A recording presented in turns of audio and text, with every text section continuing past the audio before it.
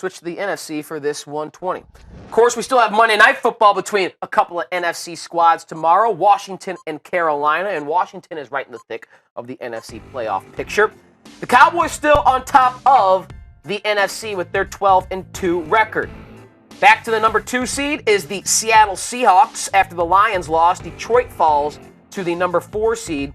There's the Giants sitting at 10-4 with the 5 seed, your first wild card team, and Washington right now, they're able to win, they'll stay there.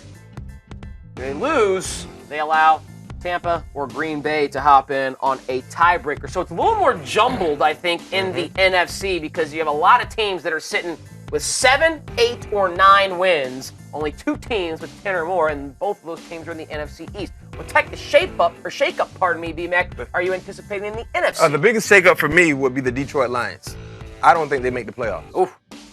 They're currently in the top spot in the division. I think they will lose next Sunday at Dallas. That's a much-needed game for Dallas. And I think they would lose the following week to Green Bay, the last game of the season, I think, if I'm not mistaken. Yeah, that is exactly right. And I think 2 losses would put them out of the playoffs. Now, I think the Giants are good. Worst case scenario, they will have a wild card spot. Right. I think the Washington Redskins win tomorrow night. That enhances their chances. Okay. And Tampa, losing tonight, I think that loss will put them out of the playoffs. They have New Orleans next week in New Orleans. We know how Drew Brees can score touchdowns at home.